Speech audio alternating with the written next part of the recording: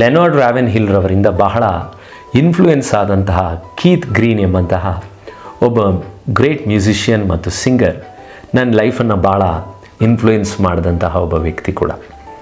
ಅವರು ಒಂದು ಹಿಪ್ಪಿ ಕಮ್ಯುನಿಟಿಯಿಂದ ರಕ್ಷಣೆ ಹೊಂದ್ಕೊಂಡು ಬಂದು ತನಗೆ ಬಂದಂತಹ ಇನ್ಕಮ್, ತನಗೆ ಬಂದಂತಹ ಎಲ್ಲ ಕಾನ್ಸರ್ಟ್ಸ್ನಿಂದ ಬಂದಂತಹ ಎಲ್ಲ ಹಣಗಳನ್ನು ಕೂಡ ಅವನು ಇನ್ವೆಸ್ಟ್ ಮಾಡಿ ಒಂದು ಫಾರ್ಮ್ ಹೌಸ್ನಲ್ಲಿ ಒಂದು ದೊಡ್ಡ ಒಂದು ಜನರೇಷನ್ನನ್ನೇ ದೇವರ ಕಡೆಗೆ ತಿರುಗಿಸುವಂತೆ ದೇವರು ಅವನನ್ನು ಯೂಸ್ ಮಾಡ್ತಾರೆ. ಅವನ ಮುಖಾಂತರವಾಗಿ ಅಮೇರಿಕಾದಲ್ಲಿ ಅನೇಕ ಹೋಮೋಸೆಕ್ಸುವಲ್ಸ್ಗಳು ಕೂಡ ಮನ ತಿರುಗೋ ಮಟ್ಟಕ್ಕೆ ದೇವರು ಅವನ ಲೈಫನ್ನ ಯೂಸ್ ಮಾಡಿದರು. ಅವನು ಬರೆದಂಥ ಒಂದು beautiful song, O Lord you are beautiful, ಆ ಹಾಡಿನ ಲೈನ್ಗಳು ನನ್ನನ್ನು ಭಾಳ ಇನ್ಫ್ಲೂಯೆನ್ಸ್ ಮಾಡಿತು. ಅವನು ಅದರಲ್ಲಿ ಹೇಳುವಂತಹ ಒಂದು ಚರಣ ಹೀಗಿದೆ, ಒಂದು ಸ್ಟ್ಯಾನ್ಸ ಹೀಗಿದೆ. ಅವನು ಹೇಳ್ತಾನೆ, I want to take your word and shine it all around, but first help me to live it Lord. ಅಂದರೆ ದೇವರೇ, ನಾನು ನಿನ್ನನ್ನು ನಿನಗೋಸ್ಕರ ಶೈನ್ ಆಗಿ ಮಿನುಗುವಂತೆ ನಾನು ನಿನ್ನ ವಾಕ್ಯವನ್ನು ತೆಗೆದುಕೊಂಡು ಹೋಗಬೇಕಂತ ಆಸೆ ಇದೆ. ಬಟ್ ಮೊದಲನೇದಾಗಿ ನಾನು ಅದನ್ನು ಜೀವಿಸುವಂತೆ ನನಗೆ ನೀನು ಸಹಾಯ ಮಾಡು ಅಂತ ಹೇಳ್ತಾನೆ. ಮತ್ತು when I am doing good and help me to never make a sound except to give all glory to you. ಅಂಥ ಸಮಯದಲ್ಲಿ ನೀನು ನನ್ನನ್ನು ಯೂಸ್ ಮಾಡಿ ಒಂದು ವೇಳೆ ನನ್ನ ಜೀವಿತದಲ್ಲಿ ನಾನು ಆ ಸಮಯದಲ್ಲಿ ಉತ್ತುಂಗಕ್ಕೆ ಅಥವಾ ಹೈಟ್ಸ್ಗೆ ನಾನು ಹೋದಾಗ ಕೂಡ ನನ್ನ ಸೌಂಡು ಹೆಚ್ಚಾಗಿ ನಿನ್ನನ್ನು ಮಹಿಮೆ ಪಡಿಸೋದು ಬಿಟ್ಟರೆ ಬೇರೆ ಯಾವುದೂ ಇರಬಾರ್ದು ಅಂತ ಹೇಳ್ತಾನೆ. ಆದರೆ ಆ ಕೀತ್ ಗ್ರೀನ್ ಅಷ್ಟು ಸೇವೆಯಲ್ಲಿ ದೇವರು ಬಹಳವಾಗಿ ಯೂಸ್ ಮಾಡಿದ್ರು ಕೂಡ ಅವನಿಗೆ 28 ಇಯರ್ಸ್, 28ನೇ ವಯಸ್ಸಿನಲ್ಲೇ ಅವನ ಮಕ್ಕಳೊಂದಿಗೆ ಒಂದು ಪ್ಲೇನ್ ಕ್ರ್ಯಾಶ್ನಲ್ಲಿ ಅವನು ತೀರಿ ಹೋಗ್ತಾನೆ. ಲಾಸ್ಟ್ ಡೇಸ್ ಮಿನಿಸ್ಟ್ರೀಸ್ ಅನ್ನುವಂತಹ ಆ ಒಂದು ಮಿನಿಸ್ಟ್ರಿ ಮುಖಾಂತರವಾಗಿ ಇವತ್ತಿನವರೆಗೂ ಅವನ ಸಾಂಗ್ಸು ನನ್ನ ಲೈಫನ್ನು ಭಾಳ ಇನ್ಫ್ಲೂಯೆನ್ಸ್ ಮಾಡುವಂತಹ ಒಬ್ಬ ಕೀತ್ ಗ್ರೀನ್.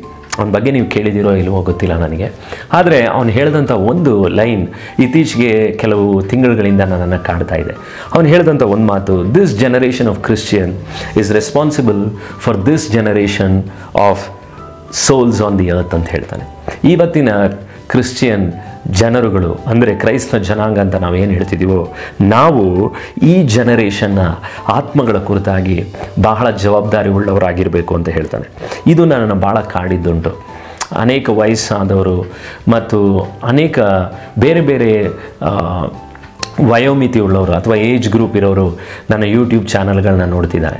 ಆದರೆ ಅನಾಲಿಟಿಕ್ಸ್ನಲ್ಲಿ ನಾನು ನೋಡುವಾಗ ಯೂಟ್ಯೂಬ್ನ ನೋಡುವಂತಹ ಯಂಗ್ ಜನರೇಷನ್ಗಳು ಅಲ್ಲಿ ವಾಕ್ಯಕ್ಕೆ ಬಹಳವಾಗಿ ಅವರನ್ನು ಟಚ್ ಮಾಡುವಂಥ ಅಥವಾ ಅವರಿಗೆ ರೆಲೆವೆಂಟ್ ಆಗಿರುವಂತಹ ಸಬ್ಜೆಕ್ಟ್ಸ್ಗಳು ಕೂಡ ಇವತ್ತು ಕಡಿಮೆ ಆಗ್ತಾ ಇರೋದು ನನ್ನನ್ನು ಬಹಳವಾಗಿ ನನ್ನನ್ನೇ ಯೋಚನೆ ಮಾಡಿದ್ದುಂಟು.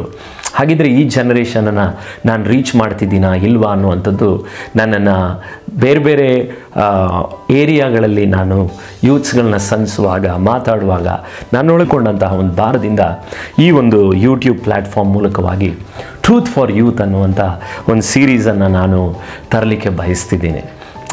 ಇದರ ಒಂದೇ ಒಂದು ಉದ್ದೇಶ, ಈ ಗ್ಯಾಡ್ಜೆಟ್ ವರ್ಲ್ಡ್ನಲ್ಲಿ ಮುಳುಗಿರುವಂತಹ ಯಂಗ್ ಜನರೇಷನ್ಗಳು ಇವತ್ತು ಮಗ ಮಚ ಅನ್ನುವಂಥ ಪದಗಳೆಲ್ಲ ನಮ್ಮ ಸಭೆ ಚರ್ಚ್ ಒಳಗಡೆ ಕೂಡ ಬಂದಿದ್ದಾಯಿತು.